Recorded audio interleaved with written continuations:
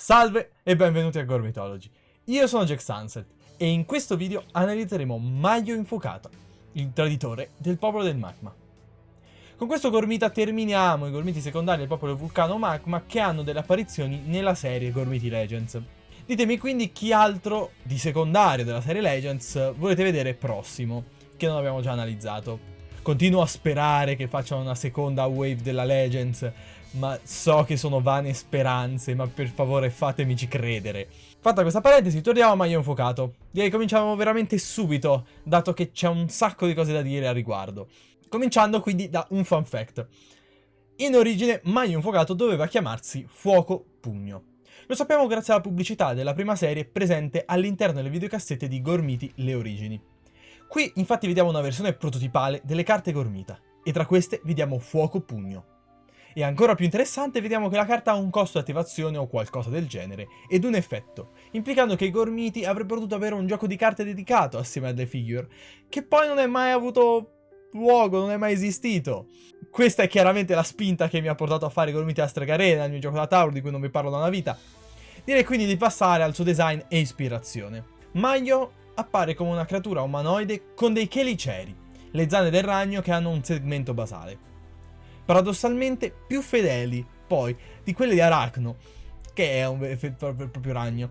Inoltre presenta un corpo ricoperto di squame di pietra, come un rettile, il che rende la sua ispirazione poco chiara. Sto chiaramente ignorando poi il suo enorme pugno al posto della sua mano destra, aspetto che lo caratterizza enormemente dato che definisce perfino il suo nome.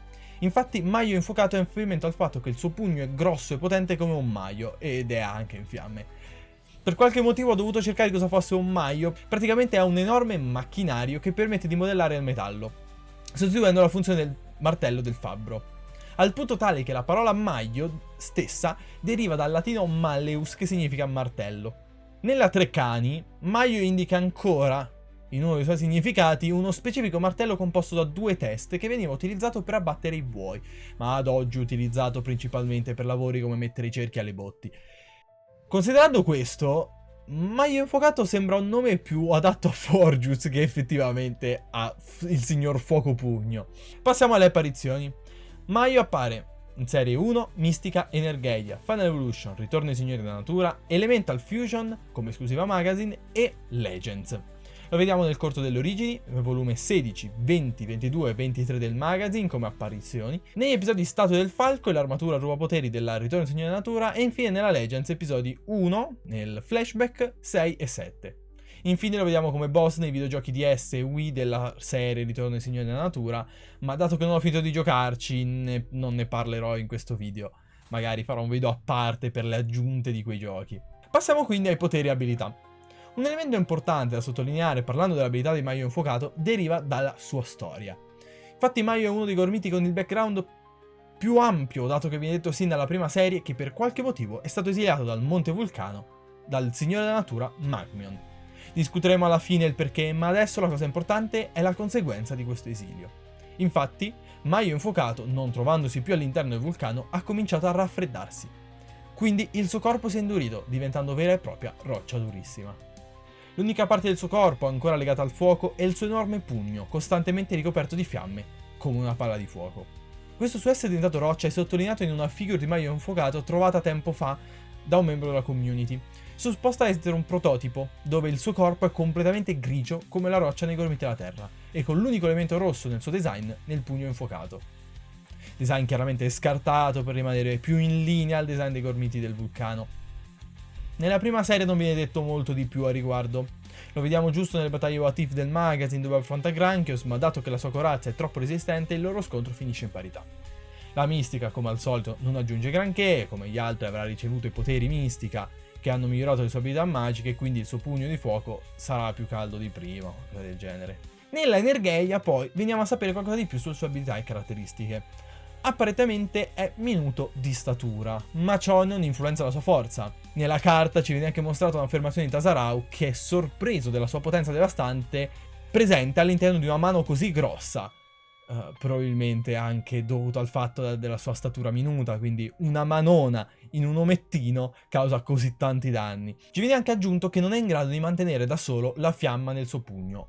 ma che ogni tanto deve immergere nella lava e questo gli causa un dolore lancinante che poi riversa sui suoi avversari. Nelle battaglie What If appare nuovamente ad affrontare Mimeticus, lo attacca all'improvviso alla schiena con il suo pugno infuocato, ma Mimeticus resiste e le spore che produce in automatico lo avvelenano tramortendolo, una performance veramente imbarazzante. In Final Evolution ottiene la combustione atomica, ora può quindi rigenerare il suo fuoco con il pensiero, è incredibile, può essere autosufficiente. Inoltre la sua potenza è aumentata, ora con un solo pugno al terreno genera un rumore assordante.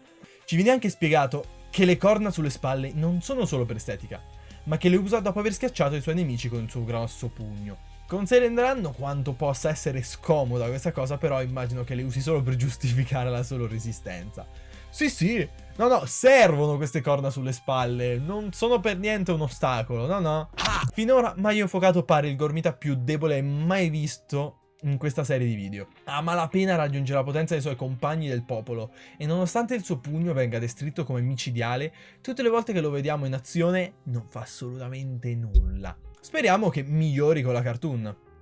E già infatti con la carta vediamo un potere maggiore.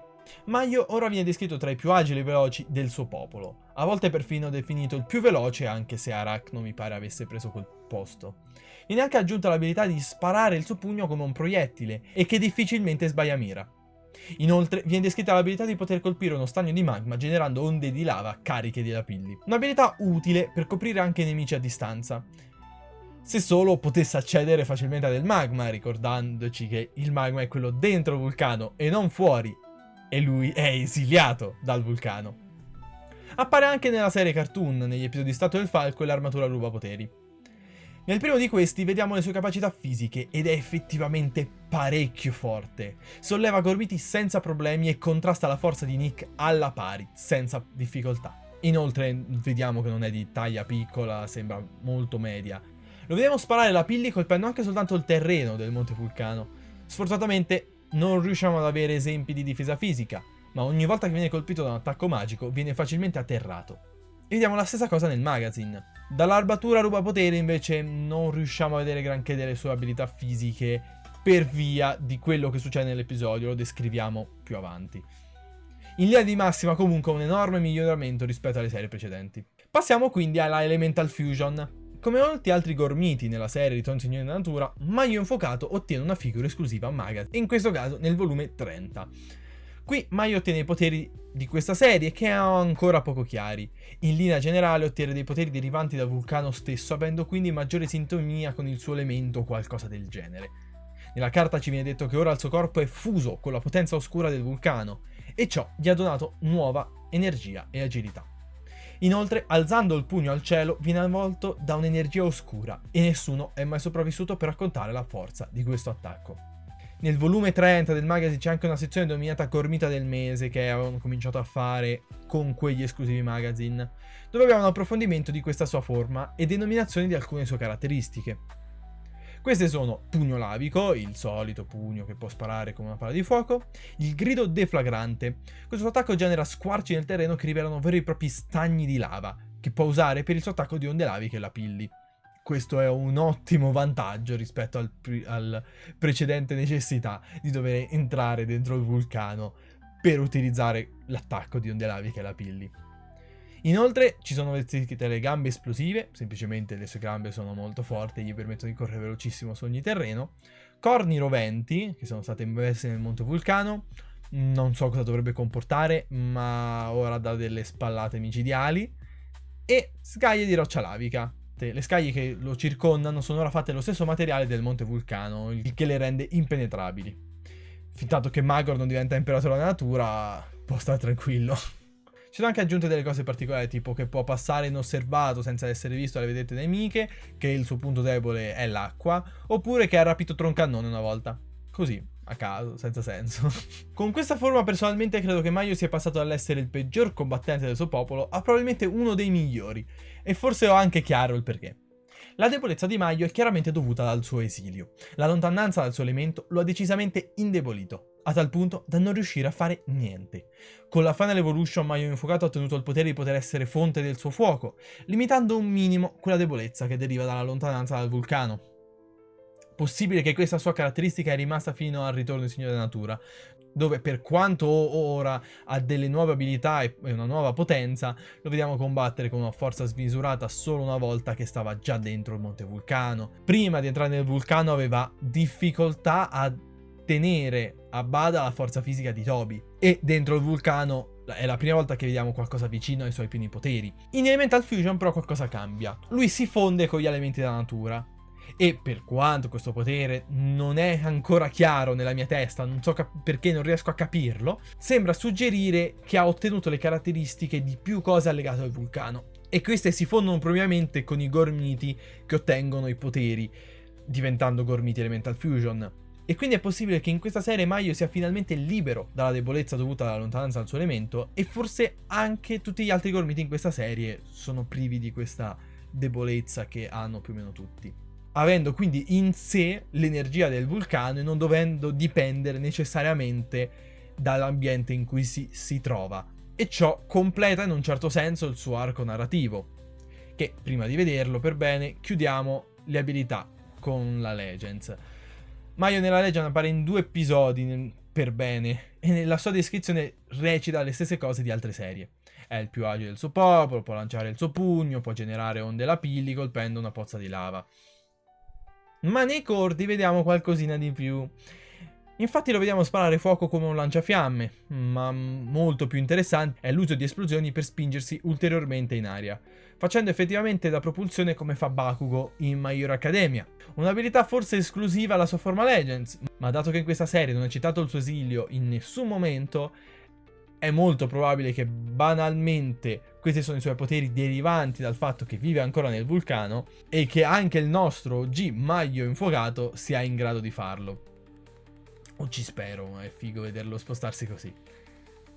Inoltre c'è da citare che nella Legends il suo Maio enorme è effettivamente più grande, ma ha anche delle caratteristiche metalliche aggiunte, magari avvicinandolo un po' di più al Maio del fabbro odierno.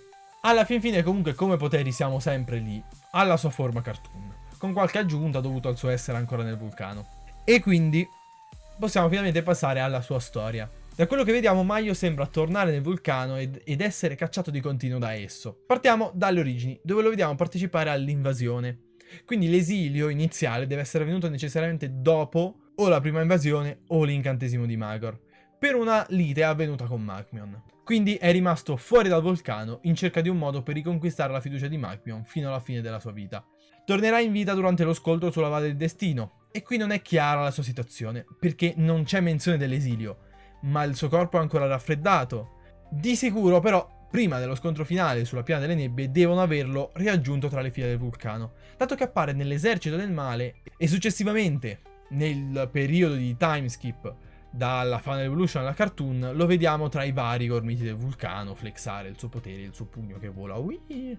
Lo vediamo anche affrontare Cabrax nel volume 22-23, però poi nel cartone, nella sua prima apparizione, spiega di essere stato esiliato per motivi che non vuole spiegare.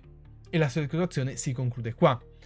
La contraddizione fra cartone e fumetto potrebbe essere spiegata banalmente dicendo che Maio ha tradito il vulcano dopo gli eventi del fumetto, oppure banalmente che gli eventi del fumetto non sono avvenuti nel canone del cartone, creando 2 linee in cui Maio è esiliato nel cartone e mentre è rimasto nel popolo nei fumetti. Ma rimane il quesito del perché sia stato esiliato.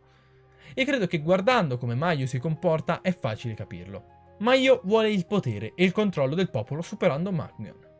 Lo vediamo infatti nelle statue del falco, dove appena vede l'opportunità di ottenere più potere ne approfitta. E questo viene esasperato nell'episodio dell'armatura rubapoteri, dove Maio utilizza l'armatura per prendere i poteri dei più potenti signori della natura, diventando il Gormita supremo dotato dei capelli tentacolari di Toby, le ali di Jessica, il pugno di legno esplosivo di Lucas, il ventre sparajet di Toby, la chela di Lavion e la coda di Macmion, diventando sicuramente la creatura più forte di Gorm, almeno in quel momento. Era in grado di affrontare 5 signori, completamente da solo, e l'unico motivo per cui è stato sconfitto è per via del funzionamento delle trasformazioni di signori della natura, che sono temporanee e di cui lui non sapeva niente. Se così non fosse stato, sarebbe stato facilmente il sovrano di Gorm, E non ho parlato dei suoi poteri di quando ha l'armatura, perché non sono i suoi poteri, sono i poteri dell'armatura, che è un artefatto a parte, che non appartiene a lui. Non so dove l'abbia trovato, però è sbregato quello artefatto, è veramente potentissimo. Questo suo carattere opportunista viene sottolineato più volte, ad esempio nella battaglia What If, dove attacca alle spalle il povero Meticus che era appena sopravvissuto ad uno scontro contro Arachno, quindi era pure indebolito. Anche nella sezione sgormita del mese viene detto che è riuscito a rapire Troncannone fingendosi pentito per le sue malefatte. Quindi è estremamente plausibile che tutte le volte che è stato esiliato è stato perché non perde occasione di tradire i suoi compagni, se lo ritiene anche un minimo conveniente. E viene riportato nel popolo solo quando non ha motivo di tradire, tipo durante la guerra contro i Corviti del Bene, oppure si dimostra pentito delle sue azioni, anche se non lo è veramente. La sua controparte Legends è invece una persona d'oro comparata a lui. Lo vediamo genuinamente preoccuparsi per la salute del vecchio saggio e la sua superbia non è nulla comparata con quella degli altri gormiti che appaiono in quella serie. Certo, il suo abilismo nei confronti della cecità di Talps non è difendibile effettivamente. E poi, assieme agli altri gormiti del vulcano, ha iniziato un piano di conquista.